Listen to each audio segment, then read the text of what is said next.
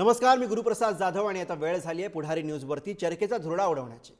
राज्यामध्ये झालेल्या विधानसभा निवडणुकीवरनं आज काँग्रेस, ठाकरेंची शिवसेना आणि शरद पवारांची राष्ट्रवादी या तीन पक्षाच्या नेत्यांनी एकत्रित पत्रकार परिषद घेतली आणि काही गंभीर आक्षेप नोंदवले। राज्यामधील विधानसभा निवडणूक निकालामध्ये अनियमितता असल्याचं राहुल गांधी यांनी म्हटलं। 5 महिन्यांमध्ये वाढलेल्या मतदारांवरनं त्यांनी सवाल केले।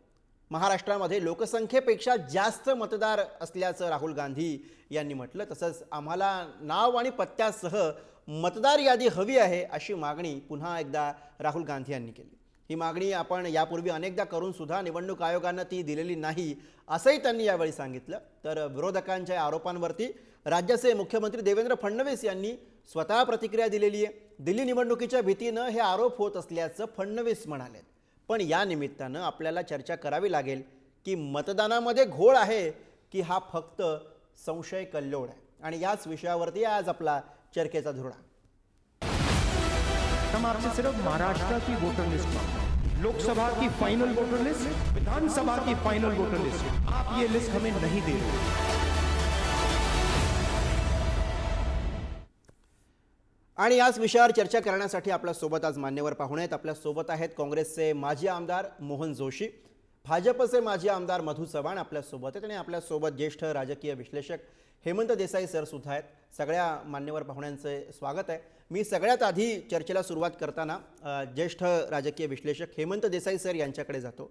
सर, मला तुम्हाला विचारायचं आहे अगदी चर्चेच्या सुरुवातीला, जे आरोप, खरं तर जे आरोप म्हणण्यापेक्षा आक्षेप असा उल्लेख त्यांनी सुद्धा केलेला आहे, जे आक्षेप विरोधक घेत आहेत, विरोधी पक्षातले नेते घेत आहेत, ते आक्षेप पाहता आणि त्या आक्षेपांवरती ज्या पद्धतीची रिॲक्शन ही निवडणूक आयोगानं वारंवार दिलेली आहे, ती सगळी रिॲक्शन पाहता किंवा ती सगळी टंगळमंगळ पाहता असं वाटत नाही आहे का जो प्रश्न मतदारांच्या दृष्टीनं, लोकशाहीच्या दृष्टीने अत्यंत गंभीर आहे, तो प्रश्न हलक्यात घेतला जातोय? देसाई सर, तुम्ही म्हणताय ते अतिशय बरोबर आहे। कारण ज्या प्रकारे आज देवेंद्र फडणवीसांनी प्रतिक्रिया दिली ते असं म्हटलेलं आहे त्यांनी की एकच चुटकुला पुन्हा पुन्हा जर ऐकवला तर हसू येत नाही असं ते म्हणाले। मला असं वाटतं मुख्यमंत्र्यांच्या पातळीवरनं अधिक गंभीरपणे याची जे काही संशय आहे त्याबद्दल गंभीरपणे दखल घेऊन त्यांनी म्हटलं पाहिजे की निवडणूक आयोगाने याची काय चौकशी करावी, शहानिशा करावी, मागण्यांचा सहानुभूतीपूर्वक विचार करावा। निवडणूक आयोग ही स्वतंत्र घटनात्मक संस्था असल्यामुळे कोणी अशा प्रकारची जर शंका व्यक्त केली तर मला असं वाटतं की जे विजयी झालेले आहेत त्यांचा सुद्धा आनंद, जर सगळ्या शंका दूर झाल्या तर अधिक आनंद त्यांना होईल किंवा त्यांची विश्वासार्हता अधिक वाढेल किंवा ठीक आहे आमचा विजय व्यवस्थित आणि नियमानुसार झालेला आहे। आज शंका यावी अशी परिस्थिती नक्कीच आहे।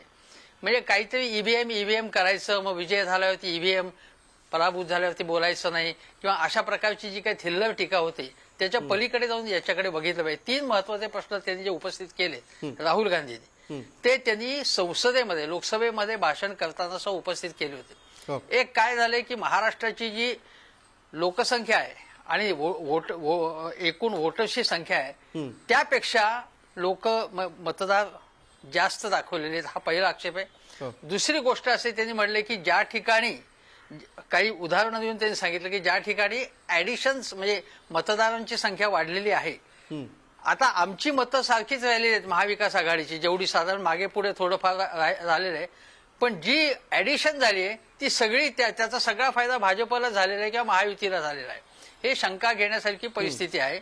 आणि तिसरी गोष्ट म्हणजे त्यांनी सांगितलं की वोटिंग ज्यांनी केलेलं आहे आणि काउंटिंग त्याच्यामध्ये सुद्धा जर तफावत असेल तर त्याचा सुद्धा विचार केला पाहिजे। म्हणजे सगळ्यात महत्वाची गोष्ट जी अशी आहे की 5 वर्षामध्ये 39 लाख वाढ झाली मतदारांमध्ये आणि 5 महिन्यामध्ये 34 लाख आणि 5 महिन्यामध्ये 39 लाख झाली, हे अतिशय संशयास्पद आहे। आणि याची जर आकडेवारी तुम्ही जर बघितली असेल, हिमाचल प्रदेश असेल जी प्रवीण चक्रवर्तींनी जी दिलेली त्यांच्या लेखामध्ये, तर त्याच्यामध्ये 5 राज्य, छत्तीसगड असेल, अनेक राज्यांचे, मध्य प्रदेश असेल, तिथे एवढी संख्या वाढलेली नाहीये।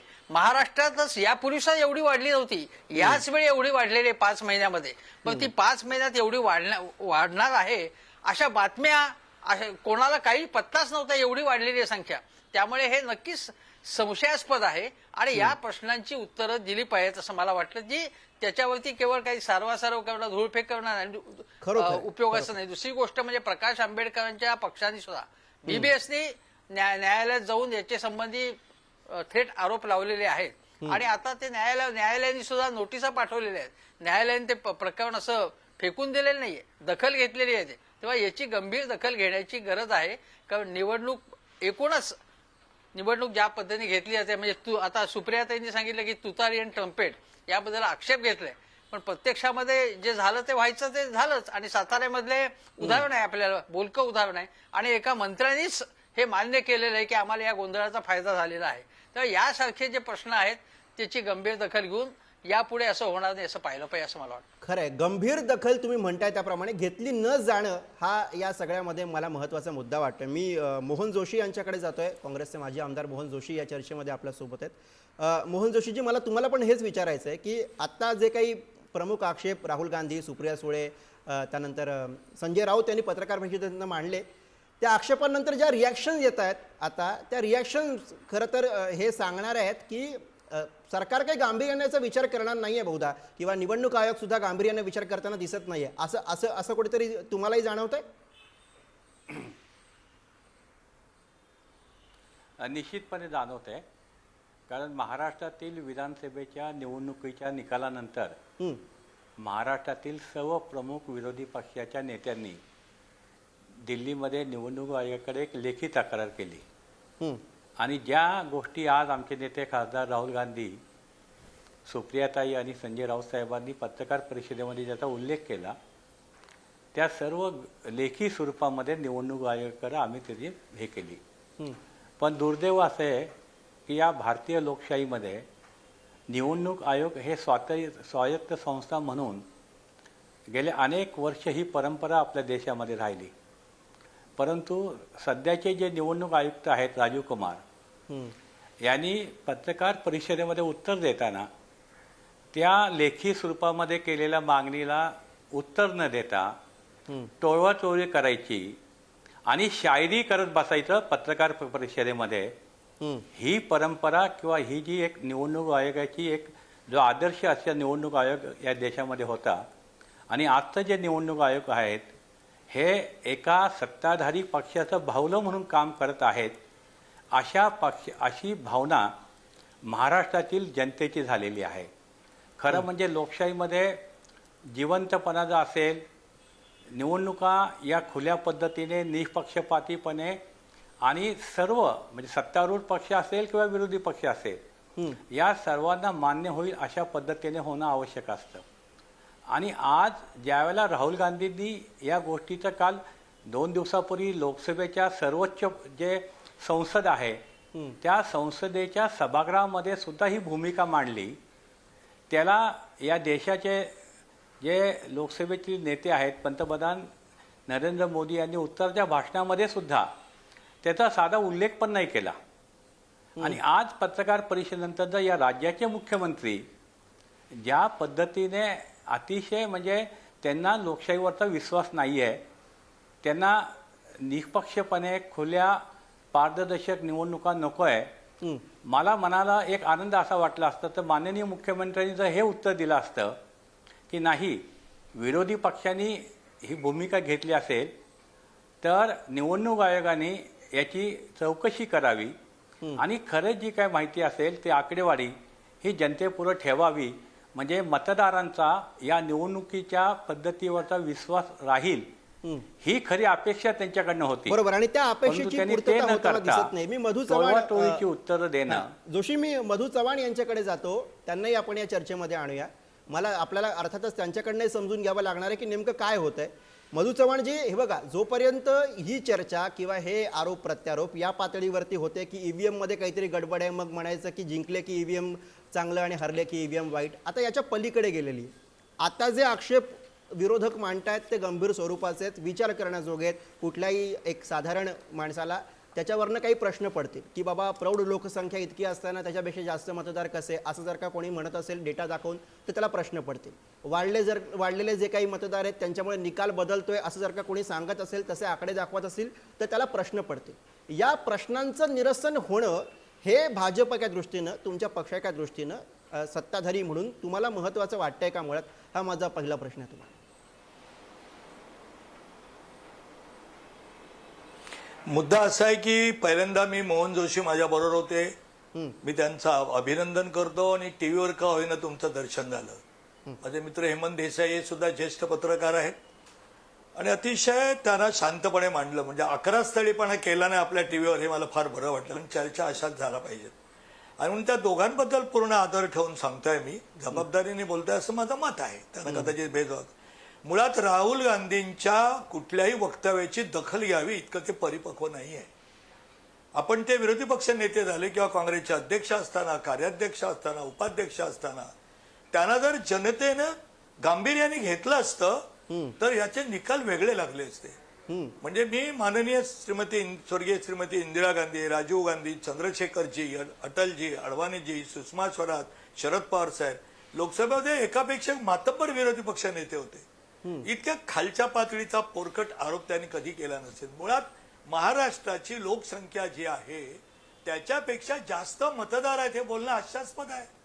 प्रौढ लोकसंख्या, दुसरी गोष्ट प्रौढ मागे, लोकसंख्या. ते आता इथे स्पष्टपपणे सांगतो मोहनजी.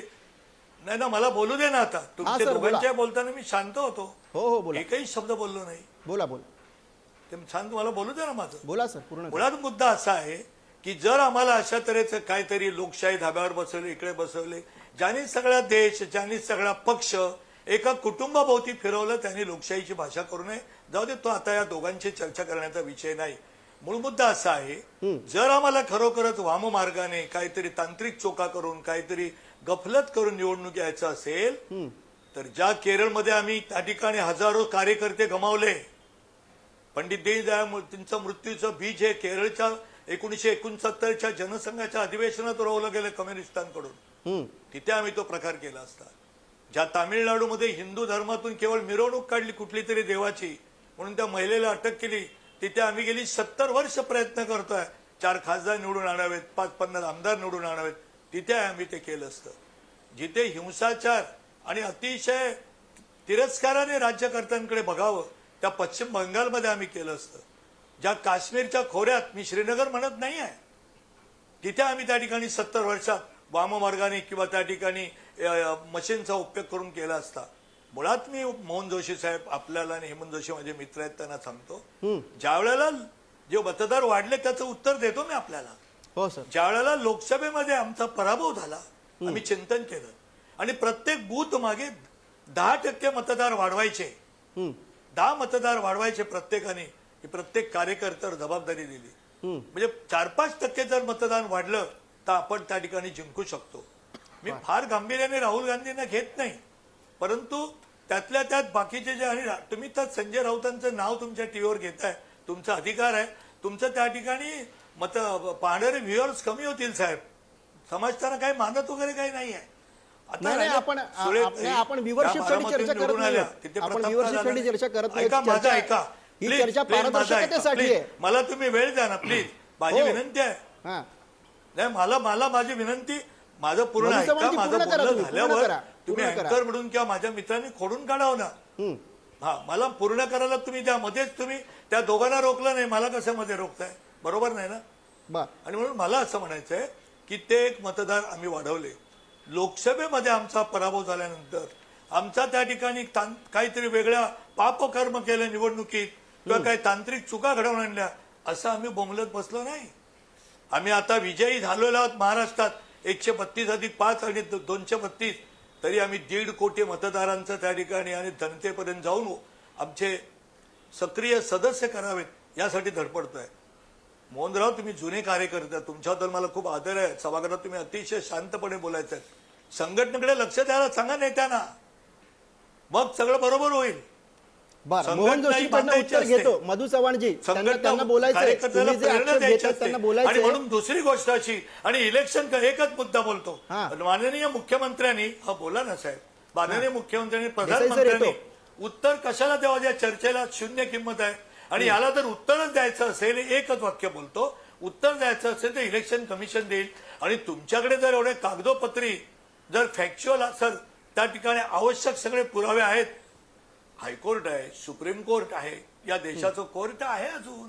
बर त्यांनी देसाई अजून सर देसाई सर तुमच्या बाजूने निर्णय लागला की कोर्ट आपल्या, म्हणून मला असं वाटतंय हे हास्यास्पद आहे. बोलू का मग? हे सगळं बरं, राहुल त्यांना गांधी जे या देशात हास्यास्पद कोणीतरी वाटतंय, घेतलंय त्याच्यावर आपण गांभीर्यानं चर्चा उद्याच्या करूया. निवडणुकीत कळेल त्याच्यावर त्याचा गांभीर्याने किती चर्चा वेळ करूया. आहे. देसाई सर बोला.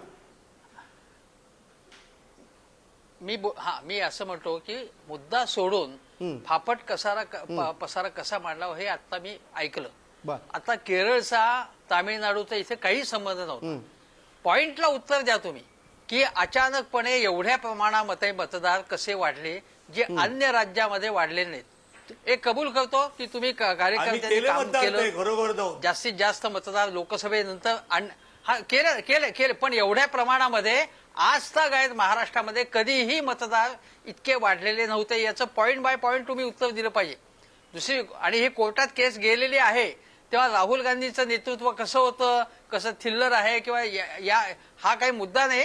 एक विरोधी पक्ष नेत्याबद्दल सुद्धा या प्रकारचा येतो मधू चव्हाण, येतो, थांबा. पूर्वग्रह उत्तरासाठी दूषित दृष्टिकोन बाळगणं ते एक तुम्ही रिस्पेक्ट केला पाहिजे विरोधी पक्षनेता म्हणून. आणि तुम्हाला बघा 1995 मध्ये युती सरकारला यश मिळालं, त्याच्यानंतर सुद्धा मिळालं, 2014 मध्ये मिळालं. तेव्हा हे प्रश्न कोणी उपस्थित केलेले नव्हते. तो पराभव विरोधी पक्षांनी मान्य केला होता. आता मार्कडवाडीला जे काही घडलं तेही बघा, स्वतः राज ठाकरे स्वतः म्हणाले की त्यांच्या उमेदवाराला त्यांच्या घरात त्यांच्या बिल्डिंगमध्ये मतदान झालं नाही.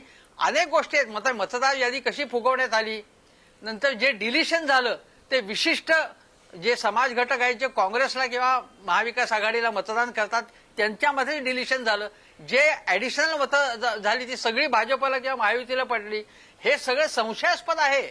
हे सगळे मुद्दे मांडले जातील आणि निवडणूक आयोग जे आहे ते पूर्णपणे मांडलिक झालेलं आहे. मग तुम्ही म्हणाल नेहरूंच्या काळात काय होतं त्याचा आता संबंध आहे. आज काय बरोबर स्थिती आहे. आज जे आज सर स्थिती म्हणतात अशी आहे की त्याप्रमाणे निवडणूक आज आयोग जी पूर्णपणे परिस्थिती मांडलिक आहे, झालेला आज जे मुद्दे आहेत, आज जे रिप्रेझेंटेशन आक्षेप आहेत, केलेलं आहे निवडणूक आयोगा बरोबर आहे. त्यावरती बोललं पाहिजे. मोहन जोशी मी तुमच्याकडे घेतोय.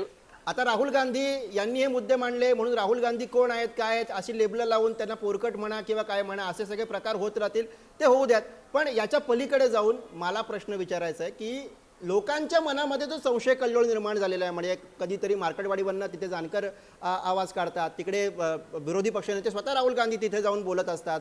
इथं एकूणच राज ठाकरे मधून कुठून तरी कधी ते महायुती सोबत असतात, पण आता अलीकडे त्यांनी जी भूमिका मांडली त्यात त्यांनी संशय उपस्थित केलेला आहे. एवढी सगळी परिस्थिती असताना सुद्धा सरकारकडनं ज्या पद्धतीनं ठोस उत्तरं यायला हवी तशी उत्तरं येताना दिसत नाही. जोशी, खरं म्हणजे या ठिकाणी मी बोलायचंय की भाजपचे मोहनरावने नेते बोलायचंय. मधू चव्हाण मोहनराव साहेब बोलतात. जे स्वतः मधू चव्हाण साहेब, मला खरं म्हणजे आम्ही लोकशाही हो, ऐकतोय या सर, देशाचा बोला. आत्मा आहे. आणि मी ज्यावेळेला उल्लेख केला माननीय पंतप्रधानांचा, माननीय मुख्यमंत्र्यांचा, त्यावेळेला मी अतिशय आदरपूर्वक या दोन्ही सर्वोच्च नेत्यांचं हे केलं. आपण नेहमी आपली लायकी काय आहे आणि आपण कुणाबद्दल काय बोलतो हे प्रत्येकाने राजकीय पक्षाच्या कार्यकर्त्यांनी ठरवलं पाहिजे. मी कधीही कुठला या देशातल्या विरोधी पक्षाचा नेता म्हणून राहुल गांधी आदरणीय नेते, भारत जोडो यात्रेमध्ये त्यांनी काश्मीर ते कन्याकुमारी आणि संपूर्ण देश हा पायी पालथा घातला. या देशातील मतदानांनी लोकसभेमध्ये त्यांना विरोधी पक्ष नेते केले. म्हणून ते पोरकट आहे का काय आहे हे मला मधू चव्हाण सारख्या एक सुशिक्षित किंवा चांगलं नेत्याला कार्यकर्त्याला शोभत नाहीये. कारण कुठल्याही विरोधी पक्षाचे जे नेते असले ते त्यांच्याबरोबर आपण नेहमी आदराने बोलतो, कारण ही लोकशाहीचं एक महत्त्वाचं विंग आहे. आज तुम्ही म्हणताय की केरळ, तामिळनाडू, जम्मू काश्मीर, आज हे छोटे छोटे राज्य जे आहेत ना, ते छोटे छोटे राज्यापेक्षा महाराष्ट्रातल्या विधानसभेच्या निवडणुका या देशाच्यासाठी महत्त्वाच्या होत्या. महाराष्ट्रामध्ये जर महाविकास आघाडीचं सरकार आलं असतं तर देशाच्या केंद्रीय दिल्लीतल्या सरकारवर काय परिणाम झाले असते हे सर्व देशातल्या जाणकारांना आणि लोकशाहीवर विश्वास असणाऱ्या मतदारांना माहीत आहे. दुसरं माझं म्हणणं असं आहे की ज्यावेळेला आपण चर्चा करतो, ज्यावेळेला आज या ठिकाणी या व्यासपीठावर आपण आल्यानंतर जी आम्ही मागणी केली आहे त्या मागणीच्या संदर्भात सत्तारूढ पक्षाची भूमिका काय आहे, आम्ही निवडणूक आयोगाकडे लेखी तक्रार दिलेली आहे. बरोबर. आम्ही लोकसभेच्या सर्वोच्च सभागृहामध्ये हे मांडलेलं आहे. याला उत्तर दिलं पाहिजे ना. याला उत्तर न देता आपण काहीतरी चिडून जायचं बरोबर आणि आहे, बरोबर एखाद्या आहे. मधु चव्हाण नेत्याबद्दल यांच्याकडे अगदी खालच्या शेवटची पातळीवर 4 जाऊन मिनिटं बोलणं, म्हणून हे थांबवतो. मोहन जोशी. मधु चव्हाणांसारख्या म्हणजे अपेक्षा बरोबर आहे. नव्हती. दुसरं माझं असं म्हणणं आहे बरं, साहेब, मधु चव्हाणजी. माझं असं म्हणणं हां, हां. आहे की ज्यावेळेला हा विषय इथं झाला, मधु चव्हाण बोलले, आज दिल्लीमध्ये भाजपचं सरकार आहे, नरेंद्र मोदी पंतप्रधान आहेत आणि त्यांच्या कॅबिनेटमध्ये केंद्रीय आरोग्य मंत्रालय आहे. त्या केंद्रीय आरोग्य मंत्र्यांनी जे आकडे महाराष्ट्रामधले जाहीर केले की 18 वर्षावरील पौढ, बरोबर, त्याचा आधार राहुल गांधींनी असा डेटा मांडताना दिलेला आहे. टोटल मी मधु जी चव्हाण लोकसंख्या यांच्याकडे आहे, मूळ प्रश्नासाठी त्याचा जातो. आधार राहुल गांधींनी घेतलाय. बरं, मी जर मूळ समजा प्रश्नासाठी- एकाच भाजपच्या सरकारमधले नाही, ऐका मोहन जोशी, आपण त्यांच्याकडनं उत्तर घेऊयात. मधु चव्हाणजी, जो मूळ यामध्ये आक्षेप आहे, राहुल गांधींनी सुद्धा आज पत्रकार परिषदेमध्ये म्हटलं की मी जी मागणी करतोय किंवा आम्ही विरोधक जी मागणी करतोय ती मागणी पूर्ण करण्यासाठी काही सेकंद लागतील. खरं तर निवडणूक आयोगाला जो डेटा त्यांना हवा आहे तो डेटा त्यांना उपलब्ध करून देण्यासाठी जो काही वेळ लागत असेल, पण मग काय अडचण आहे? शंकेला वाव मिळेल अशा गोष्टी का होत आहेत केंद्रीय यंत्रणांकडनं, असा यामध्ये मूळ प्रश्न आहे. मधु चव्हाणजी, मला असं वाटतंय की तुम्ही मला असं वाटतं की मोहनराव, तुम्ही रागवू नका. मी अरे तुरे केलंच नाही राहुल गांधींना. मी ते राहुल गांधीच म्हणालो, अजिबात कधीच नाही, करणार आपण तो मुद्दा नाहीये. एवढं लक्षात मधु ठेवा. चव्हाणजी, त्या मी मुद्द्यापासून मुद्दा पुढे पुन्हा जाऊयात. सांगतोय, मतदार कसे वाढले. मग तेच बोलतोय मी. हो, बोला. तुम्ही असं आहे ना, असं होता कामा नये की आम्हाला चौकटीत कोंडून टाकण्यासाठी काही शब्द आले तर त्याला नंतर उत्तर द्यायचं नाही. चर्चा कुठली आली? बरं, नाही, माझा आपला मुद्दा मूळ असा मुद्दा आहे हा की आहे पुन्हा मधु माझ्या चव्हाणजी, दोन्ही जी मित्रांना गोष्ट मी निवडणूक सांगतोय. आयोग सहजरित्या करू शकते आणि हा मी विषय तेच मिटवू उत्तर देतोय ना. शकतं, तुम्ही मला संशय दूर अडवताय, करू माझी 2-3 शकतं. वाक्य ती कमी गोष्ट होतायत. का होत नाहीये? अहो, तुम्ही मला तो प्रश्न 4 वेळा विचारलात, मला एकदा उत्तर द्यायला ना संधी. बरं, तुम्ही द्या चारदा उत्तर. तेच विचारताय. द्या उत्तर. मूळ मुद्दा असा आहे की तुमच्याबद्दल सगळ्या चर्चेचा निकष असा आहे की मागणी कोण मान्य करणार? इलेक्शन कमिशन करणार. बरं, पण भारतीय तुमची जनता सत्ताधारी पार्टीचे म्हणून सर्वोच्च काही नेते भूमिका असतील, असेल की मधु महाराष्ट्रातले चव्हाण? नेते असतील, त्यांनी राहुल गांधी, अहो तुम्ही मला बोलूच देणार नसेल तर मी गप्प बसतो. तेच सांगतोय ना. बरं, बोला. मला काय कळत नाहीये. मूळ मुद्दा असा आहे की कुठे कोण बोललंय की तुम्ही मागणी मान्य करू नका. इलेक्शन कमिशनच्या विरोधामध्ये सरकार तर चौकशी नाही करणार आहे. यंत्रणा वेगळी असते निवडणुकीची. इलेक्शन कमिशन त्यांनी करावं ना. आणि पुन्हा एक मुद्दा सांगतोय, बरं, माझा वेळ संपत आलाय सर, वेळ संपत आलाय. अगदी शेवटचं तुम्ही तो का मिनिट, लक्षात घेत नाही? शेवटचं हे मिनिट अर्ध्या माझ्याकडे. मिनिटात मी सगळं निवृत्त देसाई सर जे असतात, वाक्य त्यांच्याकडे बोलणार सहज संवादासाठी झाल्यानंतर- जातो. देसाई सर, लोकसभा झाल्यानंतर मधुबाई, तुम्ही हिंदुत्वाच्या देसाई साहेब, विरोधामध्ये आयोगावरती भूमिका सरन्यायाधीश घेतली. पूर्वी सर्व एक मेंबर समाज होते, जागा ते आता झाला. मेंबर त्यांनी नाहीयेत. मतदान आता केलं, फक्त पंतप्रधान मतदान आहेत. नोंदवले आता आणि हे केंद्रीय वाढलेले गृहमंत्री मतदार आहेत हिंदूंचे आणि आहेत. विरोधी पक्षनेते हे हे बहुमत हिंदूंचे जे मतदार आहे आहेत. ते सरकारचं आहे नाही, बहुमत. नाही, आणि त्यामुळे निवडणूक आयोग गृहमंत्र्यांचा काही हा संबंध नाही. पूर्णपणे शेळी निवडणूक बनलेला आहे. कमिशनकडे मागा. घटनात्मक आयोग आहे, हायकोर्टात जा, घटनात्मक सुप्रीम दर्जा आहे असं कोर्टात जा. सांगायचं, कौतुक करायचं. हायकोर्टात जा, प्रत्यक्ष सुप्रीम कोर्टात जा. निवडणुकीमध्ये फ्रॉड त्यांना करायचे, सांगा, गैरप्रकार हायकोर्टात जा, करायचे सुप्रीम आणि कोर्टात पुन्हा जा. नैतिकतेवरती त्यांना प्रवचनं सांगा, द्यायची. फ्रॉड कोणी हे करत अत्यंत नाही. बदमाशी अरे, आहे. आता तुमचं- हा भारतीय अरे, जनता पक्ष प्रवचन अत्यंत कोणी ढोंगी नाही. आणि बदमाश पक्ष नाही, आहे. नाही, तुम्ही- ढोंगी आणि अहो, बदमाश तुम्ही- पक्ष आहे तुम्ही- भारतीय जनता तुम्ही- पक्ष. हे अनेक अहो, तुम्ही गोंधळ पत्रकार, घातलेले आहेत काँग्रेसचे त्यांनी. पत्रकार त्यामुळे या शोधताय. भाजपवरती नाही, नाही, तुम्ही लेबलिंग करू नका. तुम्ही लेबलिंग करू नका. माझा वेळ संपत आलाय. माझा वेळ संपत आलाय. देसाई साहेब, तुम्ही नाही, माझा काँग्रेसचा वेळ संपत आलाय. मधु चव्हाण यांच्या साहेब, केसेस देसाई घेतल्या साहेब, काँग्रेसच्या जातात. निवडणूक आयोग त्याची प्रवक्त्यासारखे बोलताय. कशा प्रकारे जजमेंट अपेक्षा ही आहे की सुप्रीम कोर्ट सत्ताधारी काय म्हणून करतंय? त्यामुळे तुम्ही सुद्धा यांच्यावरती तुमचा विजय, तुम्हाला जो मिळालेला विजय आहे, तुम्हाला जो मिळालेला बहुमत आहे, ते सेलिब्रेट करावं हीच अपेक्षा आहे सगळ्यांमधनं. आणि त्यात कुठलाही संशय राहू नये. अगदी शेवटाकडे प्लीज तुम्हाला थांबवतोय. विरोधकांनी केलेल्या या टीकेकडे पराभवापासून पळण्यासाठी त्यांनी निवडलेली पळवाट म्हणूनही बघता येईल, किंवा मग म्हटलं तर निवडणूक पद्धत पारदर्शक असावी या दृष्टीनं सुरू झालेले प्रयत्न म्हणून सुद्धा याकडे आपल्याला बघता येऊ शकेल.